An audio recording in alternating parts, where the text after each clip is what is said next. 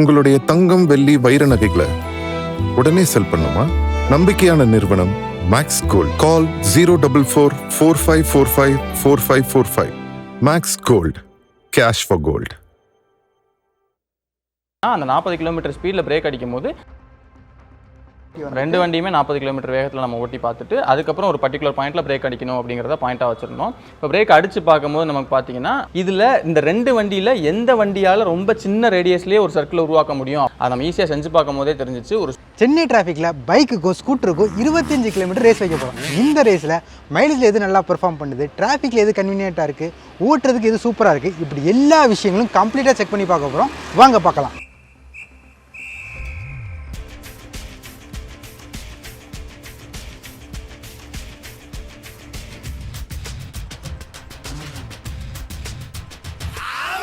இந்த ரைடை ஸ்டார்ட் பண்ணும்போது ஓடோமீட்டரில் வந்து ரீடிங் வந்து 7477 கிலோமீட்டர் இருந்துச்சு. இப்போ வந்து 7503 இருக்குது. அப்போ கிட்டத்தட்ட ஒரு 26 கிலோமீட்டர் ரைடை வந்து நான் சக்ஸஸ்ஃபுல்லாக பைக்லேயும் அவர் ஸ்கூட்டிலையும் கம்ப்ளீட் பண்ணிட்டார். இப்போ கமெண்ட்டில் நீங்கள் போடுவீங்க இது வந்து ஸ்கூட்டி கிடையாது ஸ்கூட்டர் அப்படின்னு, அப்படியே சொல்லி பழகினதுனால ஸ்கூட்டின்னு சொல்கிறோம். இப்போ திரும்ப நெக்ஸ்ட் ரைடை ஸ்டார்ட் பண்ண போகிறோம். நெக்ஸ்ட் ரைடில் வந்து நான் ஸ்கூட்டி ஓட்ட போகிறேன், அவர் வந்து பைக் ஓட்ட போகிறார்.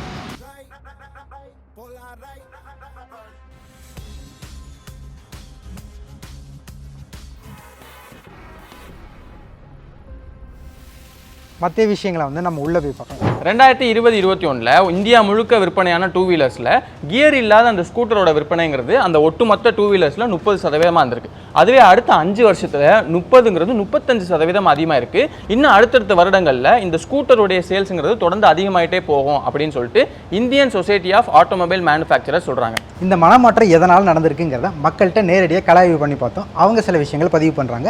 இதை பற்றி சில எக்ஸ்பர்ட்ஸையும் கேட்டோம், அவங்க சில விஷயங்களை சொல்கிறாங்க. இது போக பர்சனலாக நாங்கள் 25 கிலோமீட்டர் பைக்லேயும் ஸ்கூட்டர்லையும் ஓட்டி பார்த்தோம். அதில் சில விஷயங்கள்லாம் கிடச்சிருக்கு. ஸோ இதெல்லாம் வச்சு பைக் வாங்கினா உங்களுக்கு என்னென்ன பிரச்சனை வரும், ஸ்கூட்டி வாங்கினா என்னென்ன பிரச்சனை வரும், மைலேஜ் எதில் அதிகம், காஸ்ட் எதில் அதிகம், மெயின்டெனன்ஸ் எதில் அதிகம், இது போக உங்களுக்கு எது சேஃப்டியாக இருக்கும், அப்படி எல்லாத்தையும் டீட்டெயிலாக இன்றைக்கி பார்க்க போகிறோம்.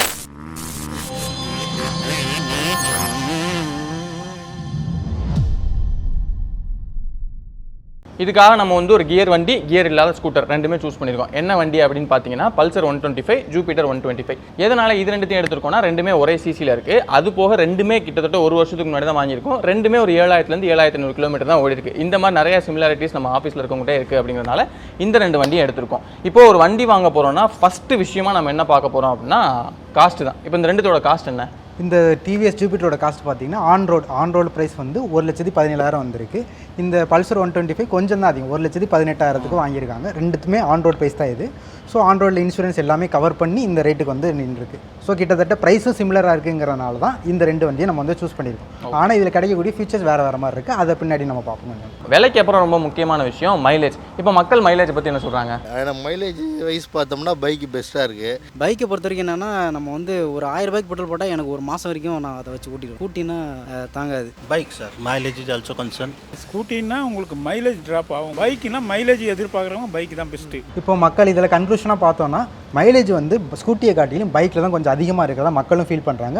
உண்மையிலே நிலவரம் என்னங்கிறத நம்ம பார்ப்போம். இப்போ எடுத்திருக்க ரெண்டு வண்டியுமே BS6 இன்ஜின் தான். BS6 இன்ஜினில் வந்து மைலேஜ் டெஸ்ட் பண்ணுறது வந்து ஒரு முடியாத ஒரு காரியமாக தான் இருக்குது. இதுக்கு முன்னாடி வந்த வண்டியில் வந்து நம்ம பெட்ரோலை வந்து தனியாக கழட்டி விடலாம். ஸோ அது கழட்டி விட்டுட்டு பெட்ரோலில் இருக்க வண்டியில் இருக்கக்கூடிய பெட்ரோலாம் ட்ரெயின் பண்ணிவிட்டு அதுக்கப்புறம் நம்ம குறிப்பிட்ட அளவுக்கு பெட்ரோலை போட்டு வந்து நம்ம மைலேஜ் டெஸ்ட் பண்ணிடுவோம். நம்மளும் நிறையா வாட்டி வீடியோக்காகவே டெஸ்ட் பண்ணியிருக்கோம். ஆனால் BS6 வண்டியை பொறுத்த வரைக்கும் உங்களுக்கு பெட்ரோல் லைன் வெளியே தெரியவே தெரியாது. ஸோ குறிப்பிட்ட பெட்ரோலை போட்டு நம்மளால் வண்டியை ஓட்டி எவ்வளோ மைலேஜ் இருக்குங்கிறத நம்மளால் எக்ஸாக்டாக அக்யூரேட்டாக சொல்ல முடியாது. அதுக்கு வந்து மெஷர்மெண்ட் ரீடிங் இருக்குது. எப்பவும் பார்த்தோன்னா ஃபியூல் இண்டிகேட்டர் வந்து எல்லா வண்டியிலையுமே கொடுத்துருப்பாங்க. ஸோ ஃபியூல் இண்டிகேட்டர் வரைக்கும் நீங்கள் ஓரளவுக்கு தோராயமாக வந்து மைலேஜை வந்து கணக்கு பண்ணிக்கலாம்.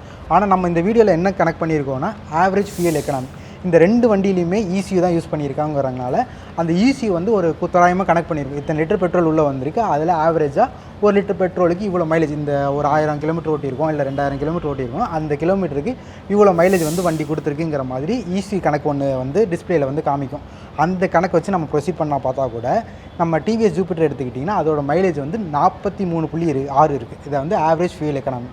அதே நீங்கள் வந்து பல்சர் 125 பார்த்தீங்கன்னா கிட்டத்தட்ட 46 கிலோமீட்டர் வருது. கிட்டத்தட்ட 1 லிட்டர் பெட்ரோலுக்கு 3 கிலோமீட்டர் வந்து எக்ஸ்ட்ரா வந்து ஓடுது, பல்சர் வந்து கொடுக்குது. இது வந்து உண்மை தான். ஆனால் நீங்கள் வந்து ஒரு நாளைக்கு 50 கிலோமீட்டர் ஓட்டினீங்கன்னா வருஷத்துக்கு நீங்கள் பார்த்தீங்கன்னா சேவிங்ஸாக வந்து ஒரு 2000 ரூபா உங்களுக்கு வந்து பல்சரில் சேவ் பண்ண முடியும். ஸ்கூட்டியில் வந்து அந்த சேவிங்ஸ் வந்து இருக்காது. இதுதான் நிலவரம். ஆனால் ஒரு நாளைக்கு 50 கிலோமீட்டர் எத்தனை பேர் ஓட்டுறாங்கிறது தான் விஷயமாவே இருக்குது. என்ன எடுத்துக்கிட்டிங்கன்னா கிட்டத்தட்ட ஒரு நாளைக்கு 10லேருந்து 15 கிலோமீட்டர் தான் ஆவரேஜ். நானும் ஒரு 20 கிலோமீட்டர் ஓட்டுவேன். அப்போ நான் ஒரு 3 வருஷம் நான் வண்டியை ஓட்டினா மட்டும்தான் அந்த ஃபியூயலில் அந்த 2000 ரூபா வந்து என்னால் சேவ் பண்ண முடியும். பட் இருந்தாலும் நம்ம வந்து மைலேஜ் பொறுத்த வரைக்கும் பார்த்தோம் அப்படின்னா கியர் வண்டி தான் ஜெயிக்குது. ஆனால் ஓவராலாக நம்ம பார்த்தோம்னா இந்த கியர் இல்லாத ஸ்கூட்டரை விட கியர் வண்டி தான் கொஞ்சம் அதிகமான மைலேஜ் கொடுக்குது. இது எல்லா வண்டியிலுமே அது பொருந்தது. எதனால் இந்த டிஃப்ரென்ஸ் இருக்குது? இந்த டிஃப்ரென்ஸ் உங்களோட வார்த்தைகள்லேயே இருக்குது. என்னென்னா கியர் தான்.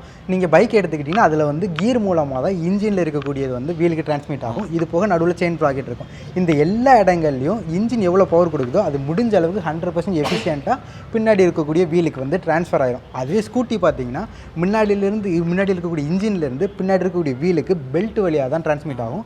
அப்படி டிரான்ஸ்மிட் ஆகும்போது நிறைய இடங்கள் அதில் ஸ்லிப்பாகிறதுக்கான சான்ஸ் இருக்குது.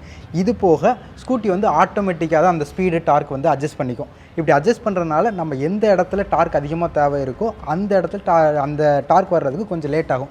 இந்த மாதிரி சில டிலேஸ்லாம் இருக்குங்கிறனால அந்த சிவிடின்னு சொல்லுவாங்க, கண்டினியூஸ் வேரியபிள் டிரான்ஸ்மிஷன். இந்த சிஸ்டத்தினால அந்த ஸ்கூட்டியில் வந்து கொஞ்சம் மைலேஜ் வந்து லேக்காக இருக்குது. பைக்கில் வந்து கியர் சிஸ்டம் யூஸ் பண்ணுறதுனால அங்கே வந்து மைலேஜ் வந்து கொஞ்சம் நிறையவே கிடைக்கிது. சரி, அடுத்த பாயிண்ட். இப்போது டிராஃபிக்கில், அதாவது கம்ஃபர்ட் பொறுத்த வரைக்கும் எந்த வண்டி அதிகமாக இருக்குது? ஸ்கூட்டி தான் இப்போதைக்கு பெஸ்ட்டாக இருக்குது. ஃபேமிலியில் டிராஃபிக்கில் போகிறதுக்கு வரதுக்கு ஸ்கூட்டி நல்லா இருக்குது. சிட்டி சைட்ஸ் இங்கே அபோவ் 40 இயர்ஸ் எல்லாமே மேக்ஸிமம் எல்லாம் லைக் பண்ணுறாங்க. லேடிஸ் கிட்ஸ் எல்லாமே ஆக்டிவாக தான் லைக் பண்ணுறாங்க. அதான் என்னை பொறுத்த வரைக்கும் வந்து அது நான் சொன்ன பதில் வந்து என்னை பொறுத்த வரைக்கும் தான் என்னோட கம்ஃபர்ட் பைக். மக்கள் சொல்கிறதெல்லாம் வச்சு பார்க்கும்போது டிராஃபிக்கில் வந்து கம்ஃபர்டபுளாக இருக்கிறது வந்து ஸ்கூட்டி தான். நம்ம ஓட்டின எக்ஸ்பீரியன்ஸ்லேயுமே வந்து எனக்கு வந்து ஸ்கூட்டி தான் கொஞ்சம் கம்ஃபர்டபுளாக இருந்துச்சு. இதுக்கு முக்கியமான காரணம் என்னென்னா சென்னையில் வந்து நம்ம குறுகலான ரோடுகள் நிறையா இருக்குது. ரெண்டாவது வந்து டிராஃபிக்கும் கொஞ்சம் அதிகமாக இருக்கும். ஸோ ஒவ்வொரு இடங்கள்லையும் நம்ம கீர் வண்டி எடுத்துக்கிட்டிங்கன்னா கீரை டவுன் பண்ணி கிளச்செல்லாம் பிடிக்கணும். இந்த மாதிரி நிறையா விஷயங்கள் இருக்கிறனால சில எரிச்சல்கள் உருவாகுது அந்த மாதிரி சமயத்தில் மட்டும் கீர் வண்டி ஓட்டும் போது. அதுவே ஸ்கூட்டி ஓட்டும் போது ஜஸ்ட் ஆக்சிலேட்டர் விட்டால் போதும், பிரேக்கை பிடிக்கணும், அவ்வளோதான். முறுக்கிட்டு ஜாலியாக திரும்பி போகலாம். இன்னொன்று வந்து டேர்னிங் ரேடியஸ் நம்ம வந்து எக்ஸ்பிளைன் பண்ணியே பார்த்தோம். இப்போ டேர்னிங் ரேடியஸ்னால் என்னென்னா, இப்போ ஒரு வண்டியை திருப்பும் போது ஒரு சர்க்கிள் உருவாக்குறோம் அப்படின்னா அது உருவாக்குற அந்த ரேடியஸ் தான் வந்து டேர்னிங் ரேடியஸ்னு சொல்லுவாங்க. இதில் இந்த ரெண்டு வண்டியில் எந்த வண்டியால் ரொம்ப சின்ன ரேடியஸ்லேயே ஒரு சர்க்கிள் உருவாக்க முடியும் அப்படின்னு நம்ம பார்த்தோம்னா அதை நம்ம ஈஸியாக செஞ்சு பார்க்கும் போதே தெரிஞ்சிச்சு. ஒரு ஸ்கூட்டரால் தான் ரொம்ப ஈஸியாகவே ரொம்ப சின்ன ரேடியஸில் ஒரு சர்க்கிளை உருவாக்க முடியும். அதுவே நீங்கள் கியர் வண்டி எடுத்திங்கன்னா அதோட ரேடியஸ் வந்து கொஞ்சம் பெருசாகும். இது ஏன்னு பார்த்தீங்கன்னா அது வந்து டிசைனே அப்படி தான். வீல்ஸ் வந்து கொஞ்சம் பெருசாக இருக்குங்க, பெருசாக இருக்குது.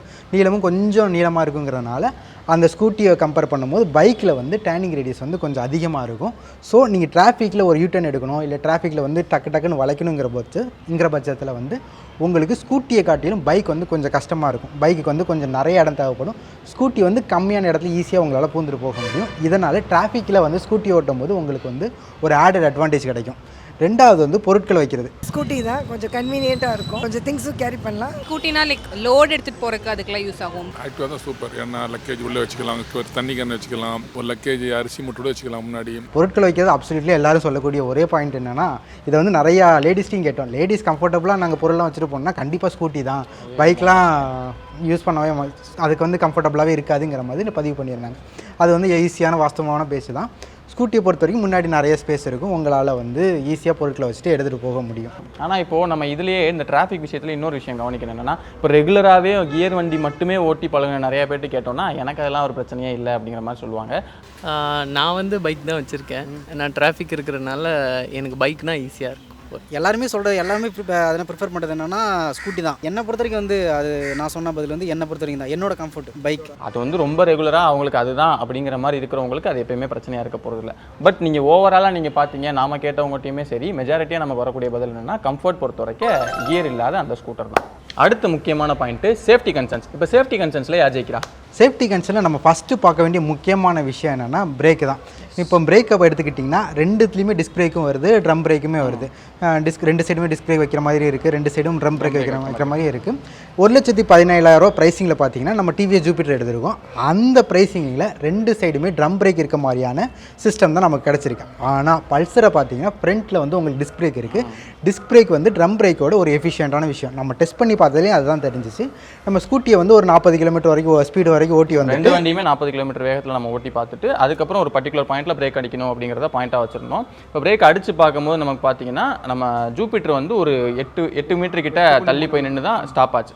அதுவே நம்மளுடைய பல்சர் நம்ம பார்த்தோம்னா 6 மீட்டரா 6 மீட்டர் கிட்டத்தட்ட ஒரு 6 மீட்டர் கிட்ட போய் அது நின்றுச்சு. அப்போ அதோட டிஃப்ரென்ஸ் பார்த்தோம் அப்படின்னா அந்த 40 கிலோமீட்டர் ஸ்பீடில் பிரேக் அடிக்கும் போது பல்சர் கொஞ்சம் சீக்கிரமாகவே வந்து நமக்கு நின்றோம். இதுவே நீங்கள் அந்த ஸ்கூட்டிலையுமே வந்து டிஸ்க் பிரேக் இருக்க மாதிரியான வாங்கியிருந்தீங்கன்னா உங்களுக்கு அந்த எஃபிஷியன்சி கிடச்சிருக்கும்.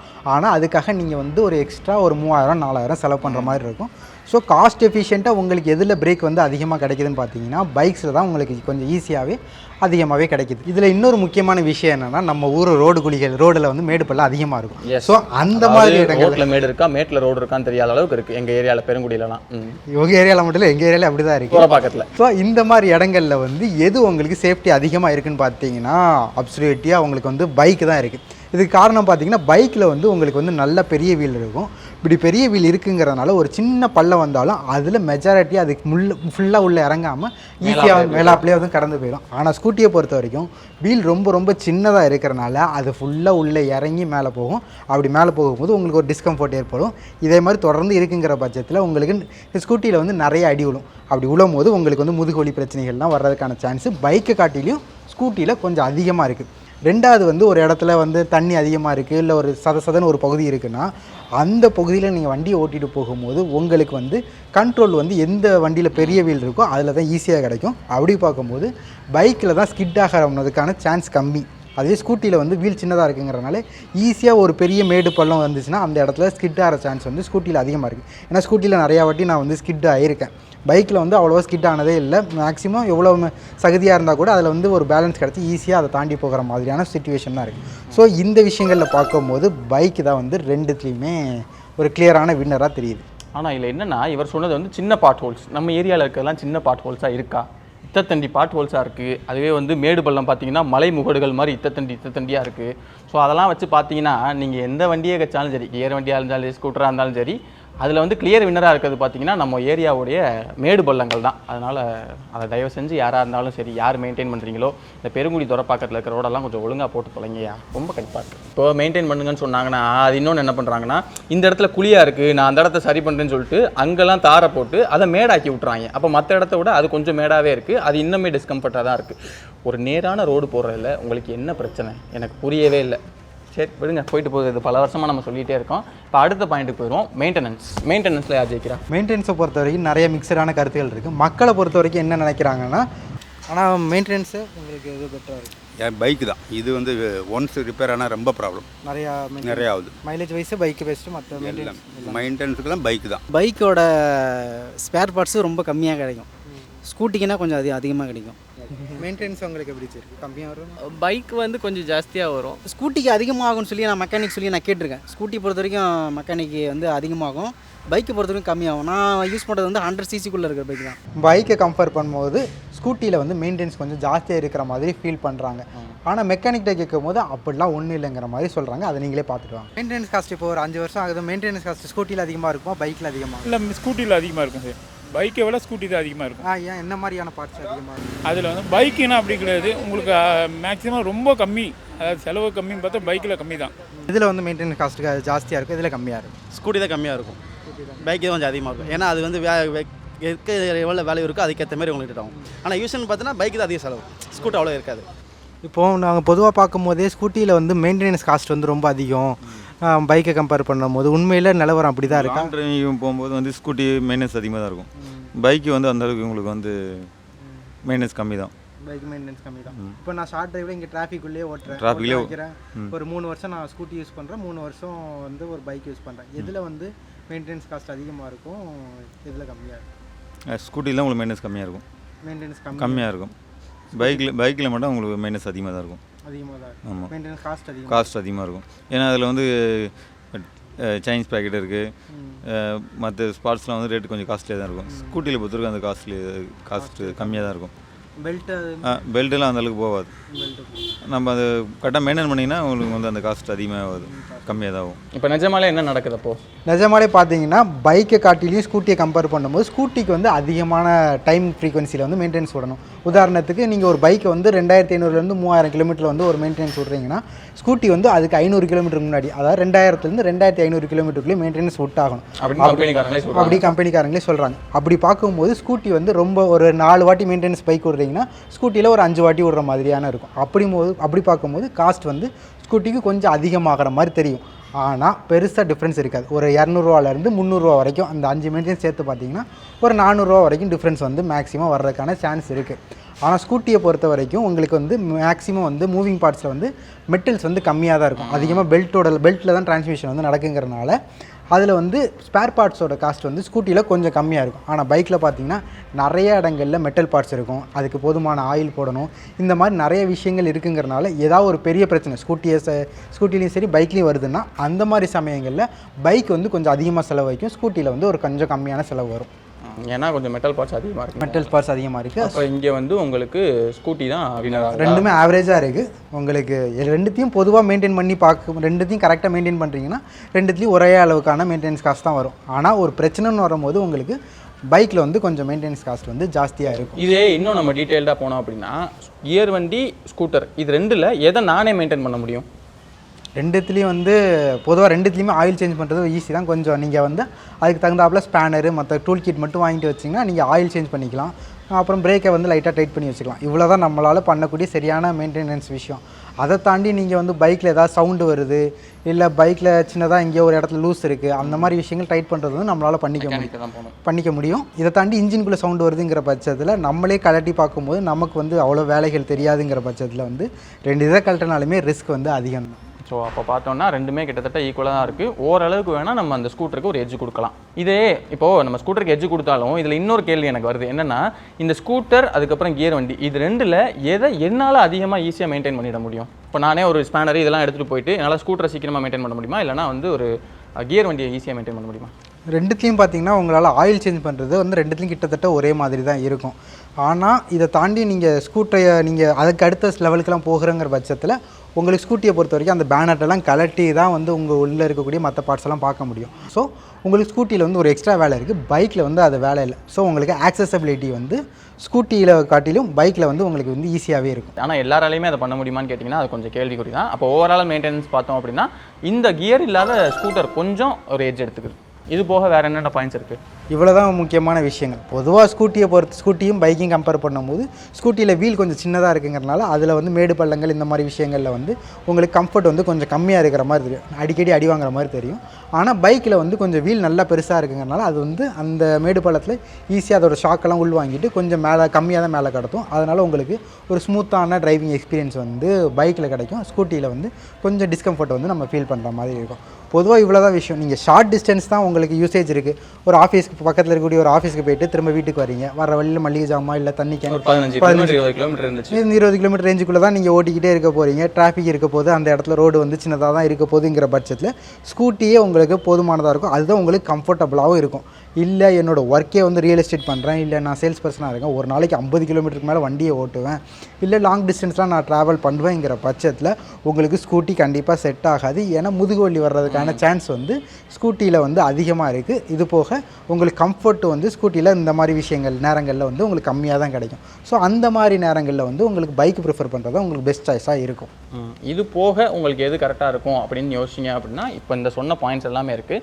இந்த பாயிண்ட்ஸை வச்சு நீங்கள் தான் வந்து பர்சனலாக முடிவு பண்ண மாதிரி இருக்கும். ஏன்னா இப்போ நம்மகிட்டே வந்து நம்ம எடிட்டர்ஸே எடுத்துக்கிட்டோம்னா ஒருத்தர் என்ன சொல்கிறாருன்னா எனக்கு நல்லா கியர் வண்டி ஓட்ட தெரியும், ஆனால் எனக்கு வந்து ஸ்கூட்டர் தான் பிடிக்குது, ஏன்னா அதான் வந்து எனக்கு கியரை போட்டுக்கிட்டு மாற்றிக்கிட்ட மாதிரி இல்லை, எனக்கு கம்ஃபர்டபுளாக இருக்குன்னு சொல்கிறார். அதுவே இன்னொரு எடிட்டர் என்ன சொல்கிறார் அப்படின்னா அதை கியர் மாத்திரலாம் எனக்கு ஒரு விஷயமே கிடையாது, டிராஃபிக்கில் எனக்கு ஒரு பிரச்சனையாகவே இருந்ததில்லை, அதனால் எனக்கு கியர் வண்டி தான் வேணும் அப்படின்னு சொல்லி அவர் சொல்கிறார். அப்போ இந்த பாயிண்ட்ஸ் எல்லாத்தையும் வச்சு நம்ம பார்க்கும்போது எண்ட் ஆஃப் த டே உங்களோட கம்ஃபர்ட்டுக்கு எது கரெக்டாக இருக்கும் அப்படிங்கிறத வச்சு தான் நீங்கள் முடிவு பண்ணி ஆகணும். நமக்கு தெரிஞ்சோ தெரியாமலோ வண்டி வந்து நம்மளோட வாழ்க்கையில் ரொம்ப முக்கியமான ஒரு பங்கு வகிக்குது.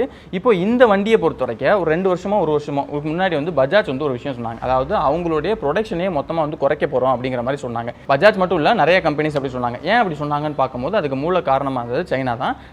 சைனா கிட்ட ஒரு மந்திரக்கல் இருக்குது. அந்த மந்திரக்கல்லோட கண்ட்ரோல் அவங்ககிட்ட நிறையா இருக்குது. அப்படிங்கிறதுனால அவங்க நாங்கள் இதை மற்ற நாடுகளுக்கு கொடுக்கறத கம்மி பண்ண போகிறோம் அப்படின்னு சொல்லிட்டாங்க. அதன் விளைவாக தான் நம்ம நாட்டில் இருக்கக்கூடிய நிறைய ஆட்டோமொபைல் இண்டஸ்ட்ரீஸ் வந்து நாங்கள் ப்ரொடக்ஷனே கம்மி பண்ண வேண்டியிருக்கு, இல்லைன்னா நாங்களோட குவாலிட்டியில் காம்ப்ரமைஸ் பண்ண வேண்டியிருக்கு, இந்த மாதிரி நிறைய விஷயங்களை சொன்னாங்க.